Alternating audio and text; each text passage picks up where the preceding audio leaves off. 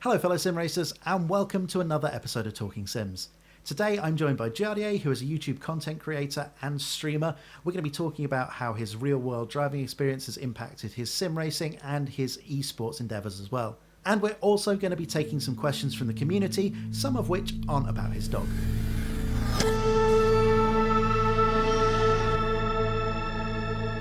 Thank you so much for joining me, dude. Welcome to the show. How are you doing, man? Hey, Chris, thank you so much for having me. I'm great. Cool. Well, in a bit of a change to how I've done things before, I want us to cover just a couple of sort of news topics, things that have popped up in the sim racing world to start with, just to sort of get them out of the way with. And the first of them is, have you seen all the driver lineups being announced for Virtual Le Mans over the last day or two? Yes, I actually have been for an hour ago. I actually spent like 20 or 30 minutes with my friend Docking, checking all the lineups, and we were like, how this guy got there, how that guy got there, and we need to get a spot as well, you know? I've actually got my Le Mans Cup going on in this. But yeah, I'm just looking, like, speaking of how people got there, like Yuri Kasdorp in the number 8 Toyota, well played, man. Like, really good job. Exactly. I mean, if you could be in any car, the number 8 Toyota's got a pretty good history at Le Mans recently, hasn't it? So, wow. But yeah, the lineup is totally nuts. I'm not going to go through it all now because I'm sure people at home have already checked it out, but it's easily as good as a real Le Mans driver lineup. Yeah. So I'm super excited for that. Sorry, go on, man. No. I feel like I'm sorry. I'm the same. I'm always talking over other people as well. I was also looking at the lineup, and I think it's absolutely amazing, right? Like, awesome. But I was like looking at the sim races. I was like, I don't care about the real racing drivers. I was looking at the sim races. I was like, how this guy got there? How like this guy. So I was texting with Antonio Luzzi because he's in a part of the FFF racing as well. Yeah. And I was like, are you racing? You have to do this event because I want to race myself. Yeah, trying to get the last spot. Well, we're gonna talk about that in a little bit. Actually, that's pretty much the first question when we get into the real part of the interview. But I was going to move on. When I first approached you earlier in the week about this, I wanted to talk about the Daniel Abds thing. But I don't know about you, but I think a lot of people have said quite a lot about it over the last few days, and maybe it's all been said now. What do you think?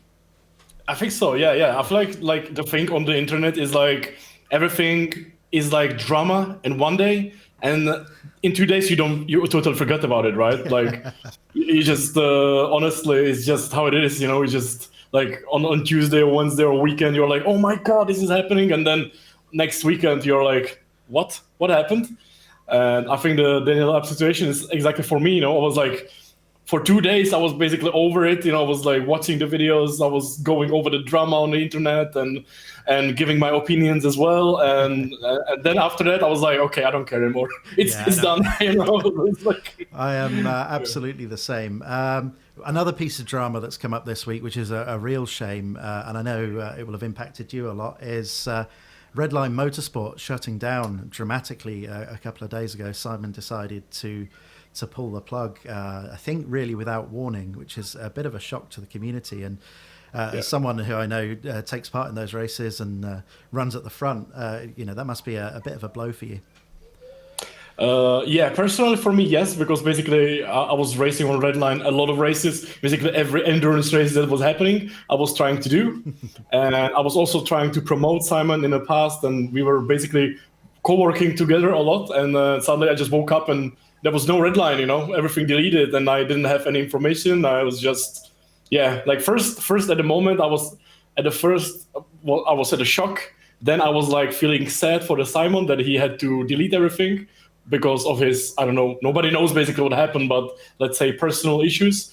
And then after that, I felt so sorry for the people who were racing there, because his community had over 4,000 people, and suddenly they, without the notice, they just were gone, and I was just thinking about it as well. Like, I have just today, like hour ago, we got 3,000 member of my community, and I was thinking about like what would happen if you just turned it off. That like so many people are just they're excited for racing. They take it like I personally, I just wake up in the morning, I go on the phone, and the first thing I go is on my Discord, to check what's new and such. And I think a lot of people do that on their own Discords, their favorite Discords. They just want to check the news because, it's like their Facebook or their Twitter. Yeah, and I feel like, I feel sad, So much less drama than Facebook, strangely, on a sim racing Discord. Yeah. I mean, we're all terrible people. I think that's been established, but there's so much less drama on a sim racing Discord than there is on like Facebook, where your crazy aunt and her scary opinions live. So anyway, I've written the words "don't speculate" down next to that topic, so I'm going to be a bit careful with it. But I echo your sentiment. It's a shame that for everyone in that community that it's sort of had to be shut down quite quickly, and I think the guys are trying to pull something together and rescue something from that situation, which hopefully we'll see very soon.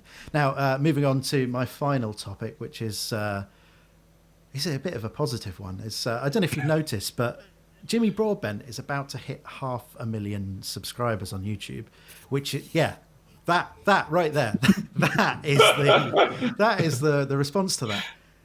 That's incredible news, obviously for Jimmy, but it's incredible news, I think, for us sim racing nerds. There are sort of racing and gaming channels that have that kind of viewership and more, but 500,000 people watching someone like play an R-Factor 2 mod is just, it's crazy, and I think it's a sign of the growing popularity of sim racing.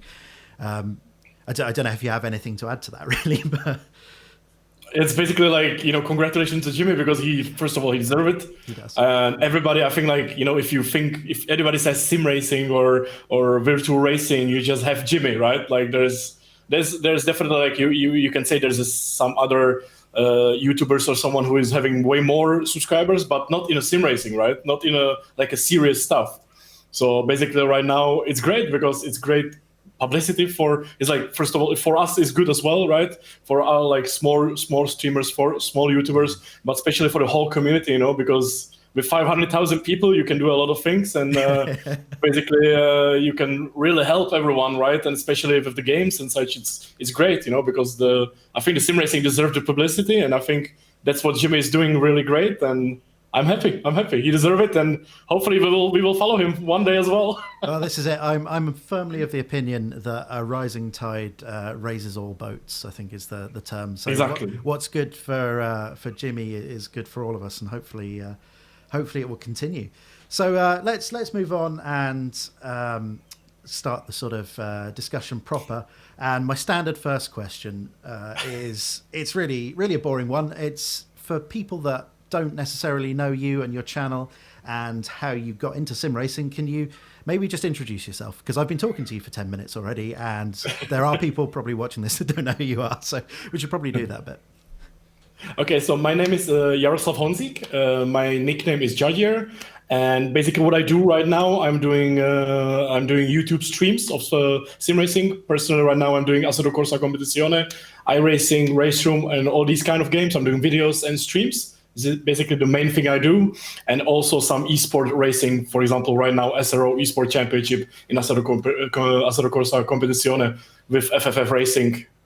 And that's nicely led on to my first sort of series of questions, and it is going to be about SRO eSports, which is a subject that I'm sure my fans are bored of hearing about, because I talked about it last year extensively because I was part of the commentary team, and now I'm talking about it again with everyone I can get hold of, because I'm a real fan of it. But not only that, you're representing FFF Lamborghini, who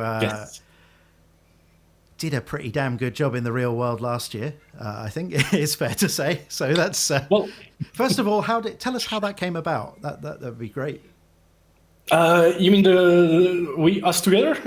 Very, very, very simply. I don't know how much I can say, but basically, Aris, the guy from the development team from Assetto Corsa, he just texted me that he has some really interesting news, and next day he got us on a call with David from the ACC as well, and we got plan call that basically they told us that me and Kamil will be able to maybe try to get into the real racing team as a virtual.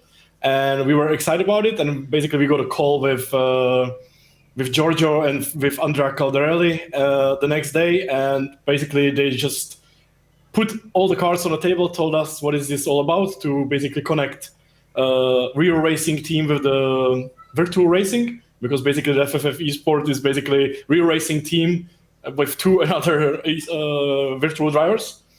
And that's basically what happened. There had been, of course, some other stuff going around, but very simply said, this is how it is. We got like, if you want to exaggerate, if it's the right word, it's basically just a real racing team who has two eSport drivers participating in their races, and they have all full real racing team support, which is crazy. It's really nice. It's great to see, and it's great to see some of the other racing teams that have started to buy into this. Like obviously Bentley doing an amazing job with SRO in particular, and Barwell Lamborghini getting involved in the AM Championship as well. So there's quite a lot of that going in. You mentioned the Kunos guys. I did sort of suspect that there might have been something happening there, because obviously I spent a lot of last year hanging out with them and seeing them talking to Andrea Caldarelli and making those friendships and connections. And obviously, and this is leading to my next question quite nicely, is obviously Kamil Franček, who you mentioned earlier, totally dominated the SRO eSports series last year. So it's no surprise that they would want to get him on board. Yeah, exactly. But I think like the connection is amazing. I really like it because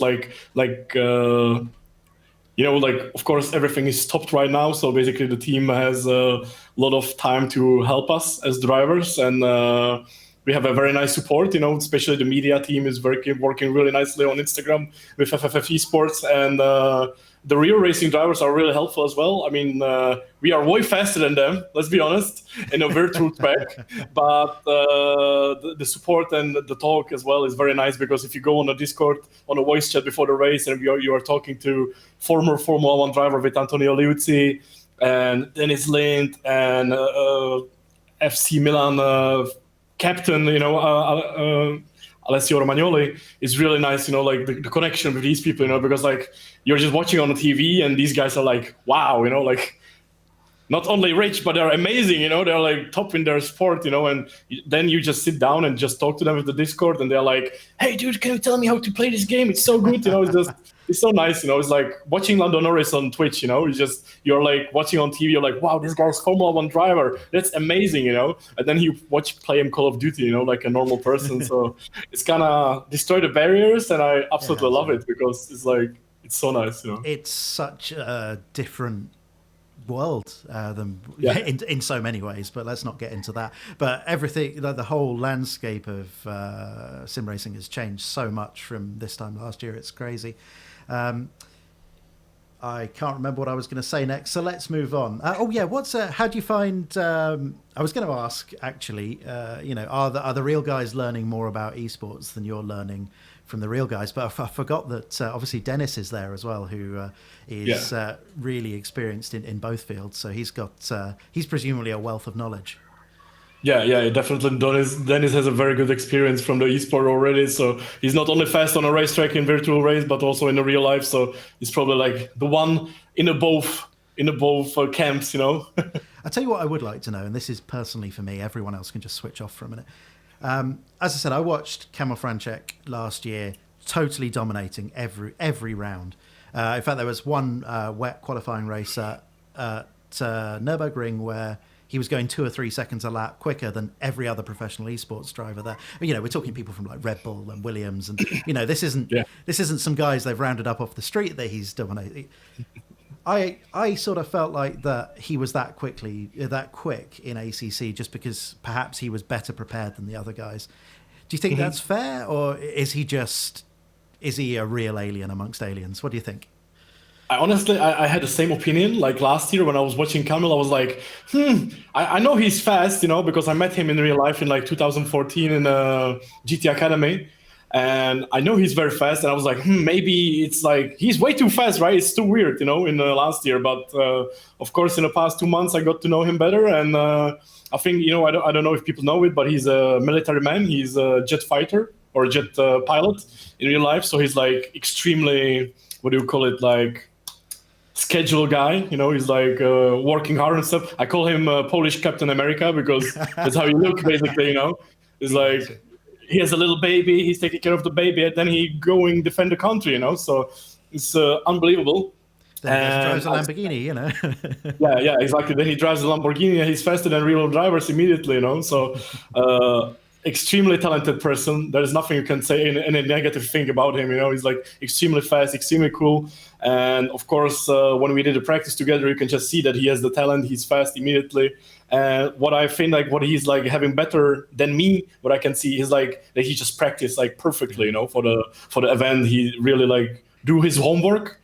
And he's prepared, like especially for the past race on Nürburgring, he was just extremely well prepared, and you can just see it. He's destroying all the other Lambo drivers, including me, and he's just driving wonderfully.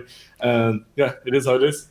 Well, we're going to talk more about driving in a little bit, so that's a nice sort of intro to the subject there. But I wanted to move on and talk about YouTube for a bit because it's a subject that's fairly close to my heart.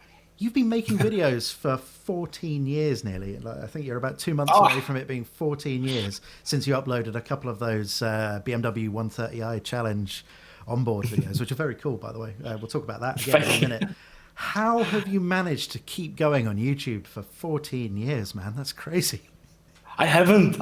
That's actually like the 2006 is when I created the channel, because I think in 2006 it was like a boom, like when you wanted to upload some video or anything you did, there was nothing else except YouTube.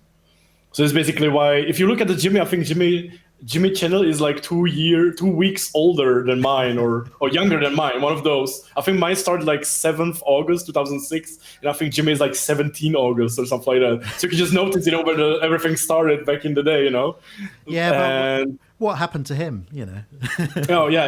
But I literally like my channel. Like I don't date my channel start in 2006 because like of course I uploaded some videos, but it was just a random stuff for my friends. Basically, it wasn't for anything public. And basically, like super seriously, when I just decided like to work on a YouTube, it was like 2 years ago.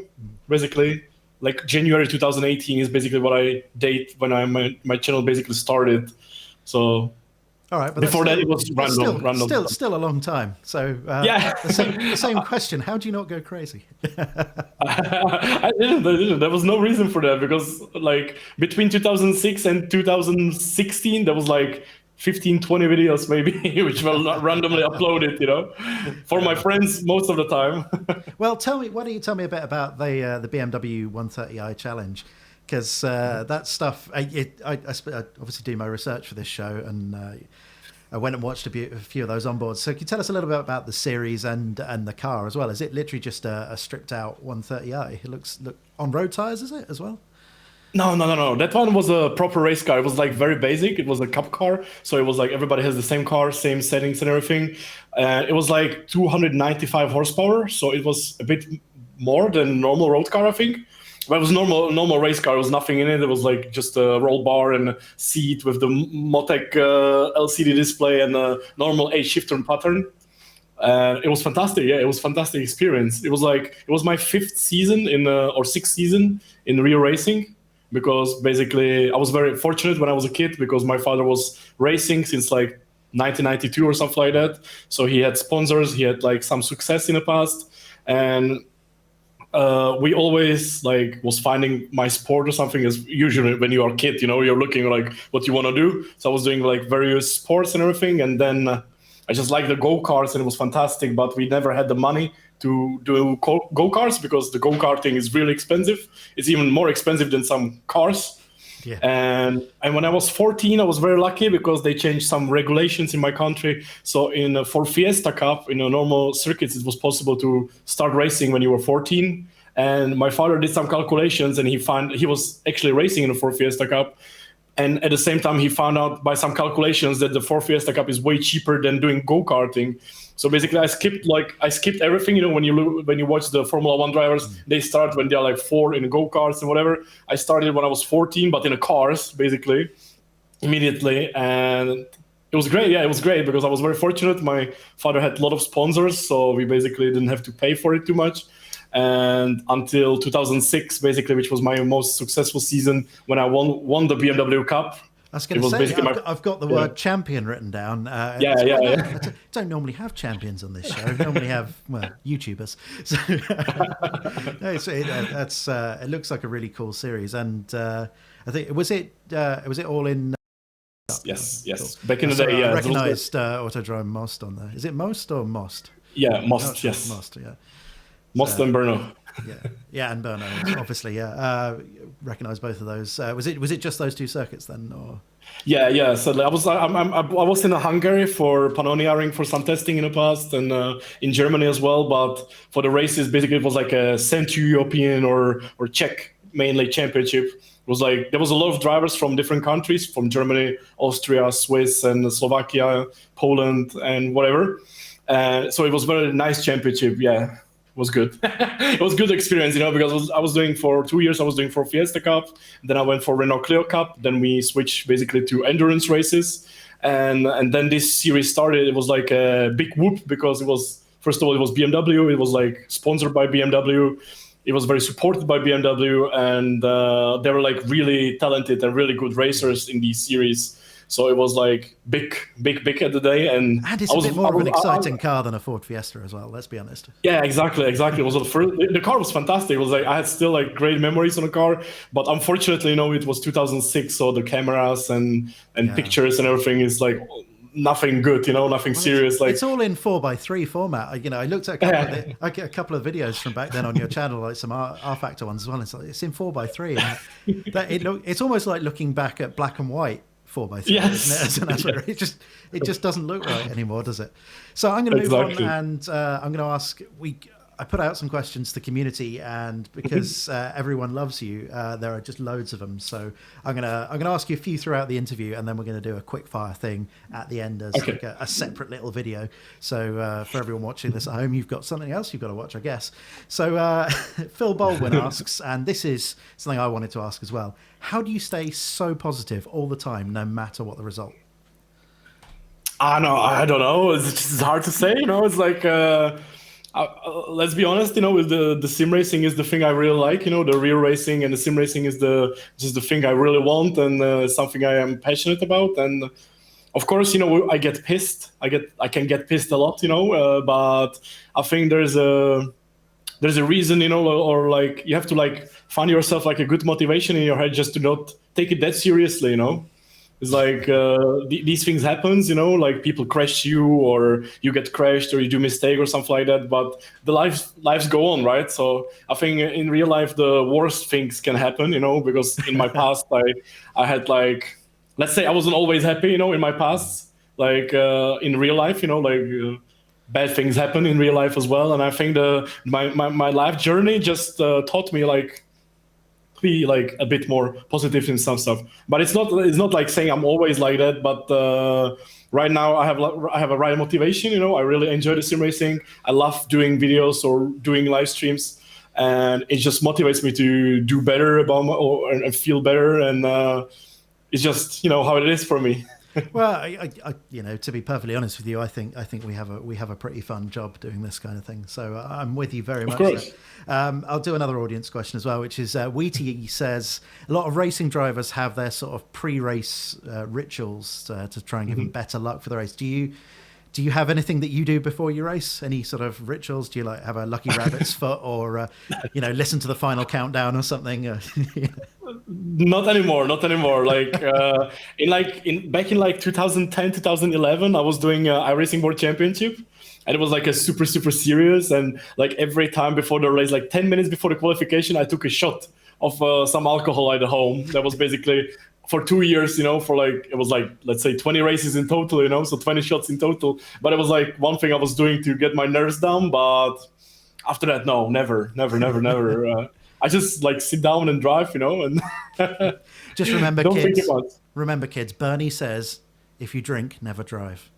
And that's Bernie Eccleston. If you want to get to being 104 million years old and worth $800 billion, then you should take his advice. Sorry, if I go back to the question, like I just realized I have like what I do is not think about the races too much. Like if I have like, for example, like people are nervous on the start, for example, that's basically why most of the people are nervous at the start of the race. I basically don't think about the race at all, you know? So that's basically, I talk, like, of course, right now I'm like talking to the chat, talking to the stream, but in my head, I'm like not thinking about what's happening on the track. I'm thinking about, I don't know, what I'm going to have for dinner, what I'm going to do later, some part in the book I really like. So I'm thinking about that, what's going to happen in the story. So I'm absolutely like out of focus from what's happening on the track. That's maybe helping as well with the motivation. That's not like killing it.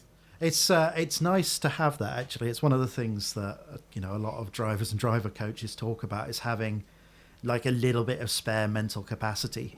So, you know, you're not using 100% of your brain to do the actual driving bit. If you can only use 99% of it and have 1% to sort of switch off, then that's kind of beautiful. And you need that for interacting with chat, if nothing else. Or, you know, it's so easy to just start reading out a chat message, particularly long one, and then just completely miss a braking point. Yes. I'm very bad at that. But we're going to move on because you're talking about race prep stuff, which is an interesting subject. Let's talk about eSport events. And you mentioned with Camel earlier that he puts so much preparation into these events. Can you maybe take us through sort of how much prep work and what type of prep work you do before a big eSports event like an SRO event or something?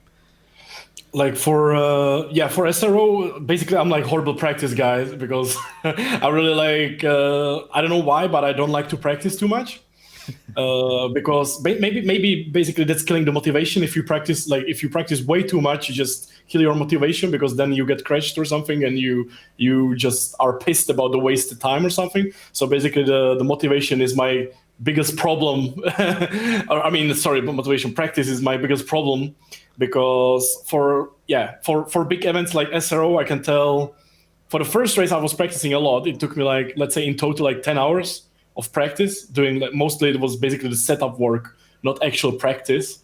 And in the past 2 races, I spent around 4 hours of preparation for the actual race. And it's gone a lot better the last couple of races. So. Yeah, exactly. Well, I mean, in the past it was different, of course. Yeah. Like, of course, like the time, you know, like, I don't have that much time because I want to spend my time with girlfriend and with our dog and such. So of course the time is limited.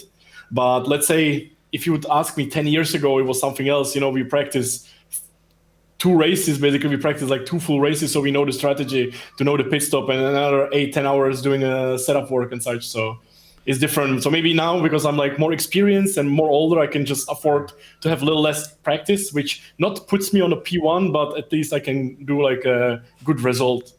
And still be happy about it. You know, you've done thousands of hours up until that point. So I mean, it has to be cumulative in some way. What's the competition level like at the SRO events?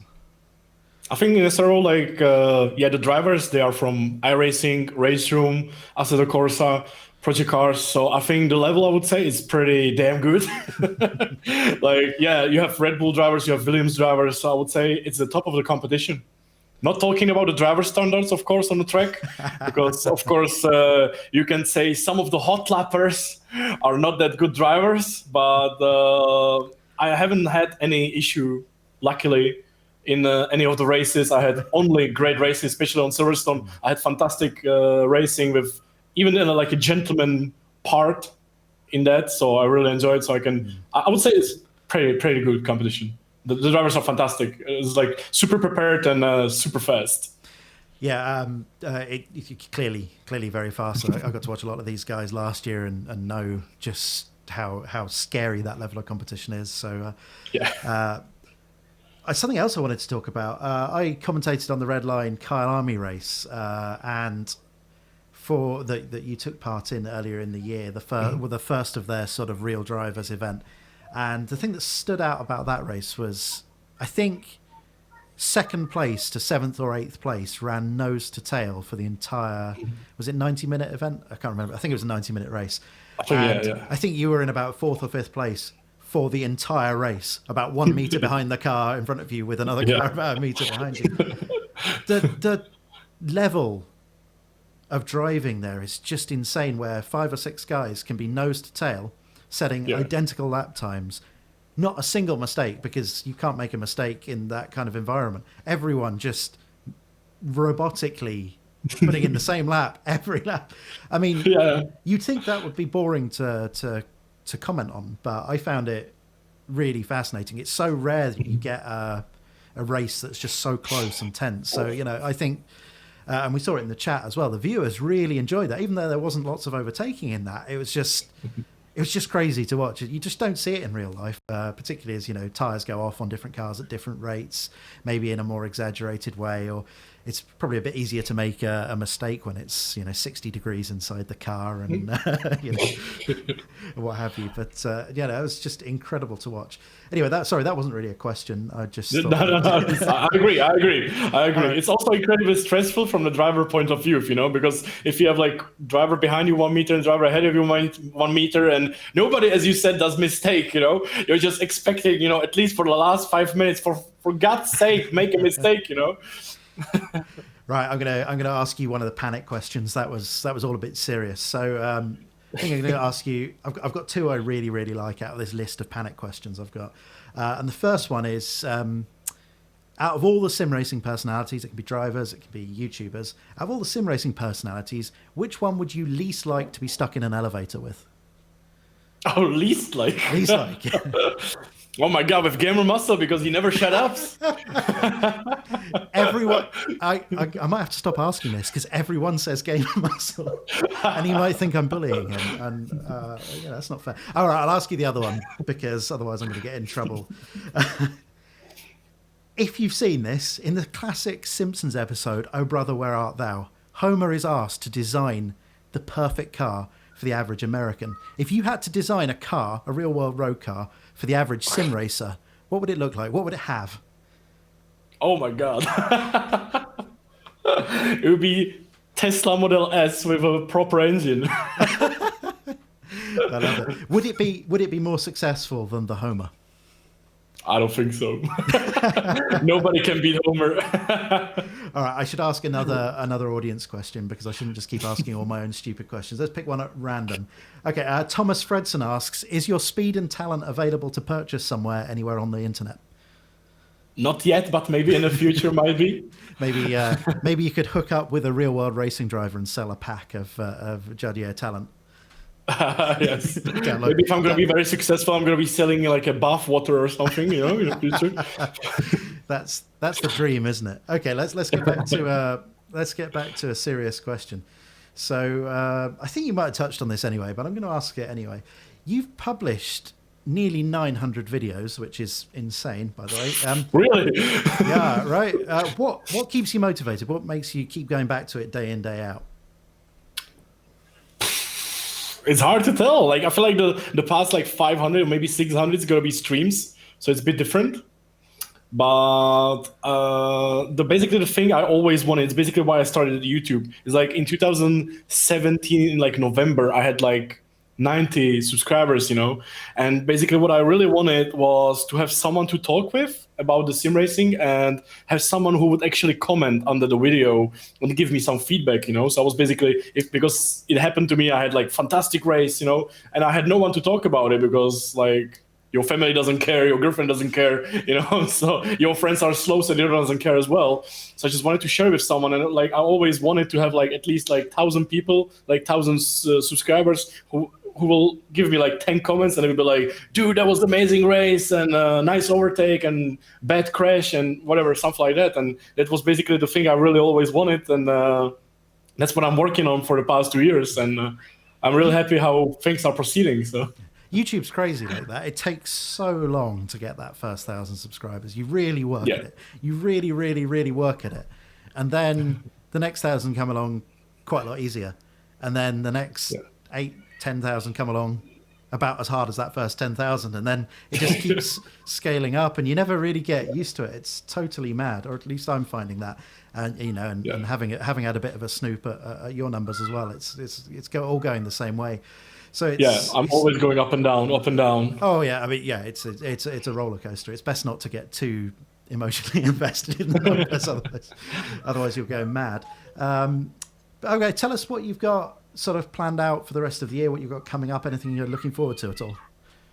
So basically right now I want to finish the SRO eSport. That's basically the main only thing, because as everything got canceled, there is no like I don't know about any proper eSport events that are happening. And I also like basically changed my motivation, because maybe I'm getting old or something or senile for the esport, because I feel like maybe I don't have it anymore. I feel like I have a decent. I think about myself. I have like a decent pace, so I can compete in the esport events. But I maybe don't have anymore the motivation to like practice a lot. Because of other stuff in the life. So it's different. I mean, it's different being a content creator as well.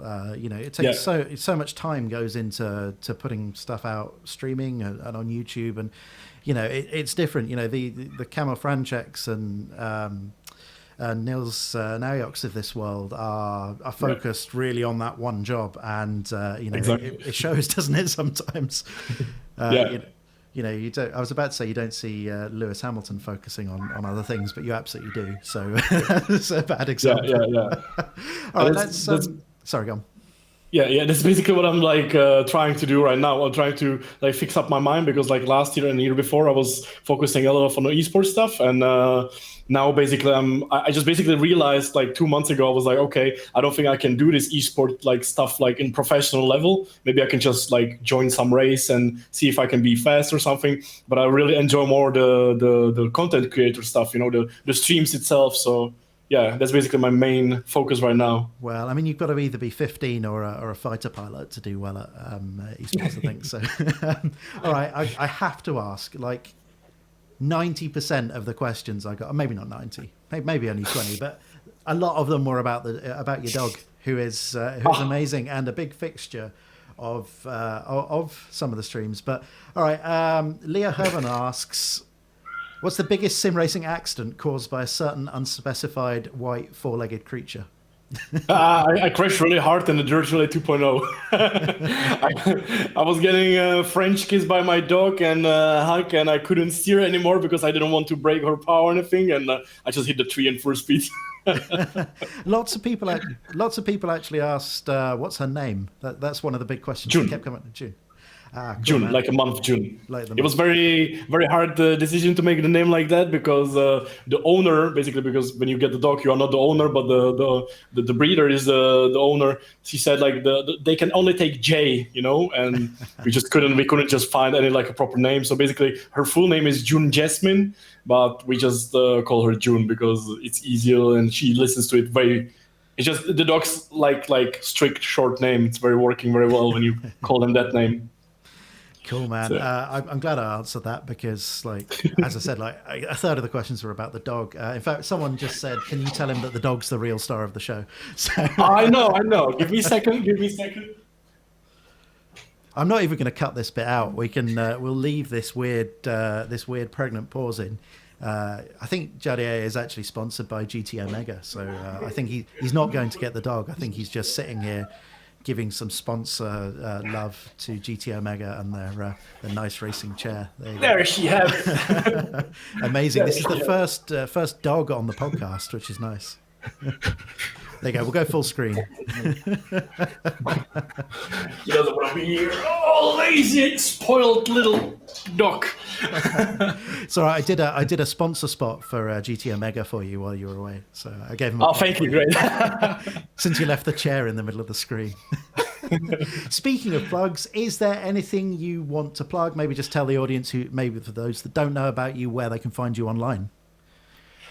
Basically, of course, if you go to YouTube and type Jardier, my name, you can see all the great videos and great streams if you want to see something different, because I don't know if I can call myself like a YouTuber or something like that, because I think like a proper YouTuber is basically Chris, because who is doing like a proper content.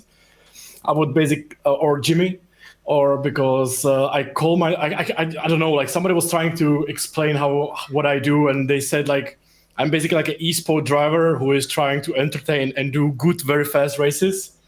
And that's basically. I think that hits the nail on the head, and it is really entertaining. I think that's the key point. Jardier is, for those that don't know, is a very quick driver. Obviously, we've been talking about some of his exploits already, but on top of that, he's just a really entertaining, fun guy as well. And I'm sure he enjoys being talked about in the third person in this weird way that I am right now. So, all right, please say more.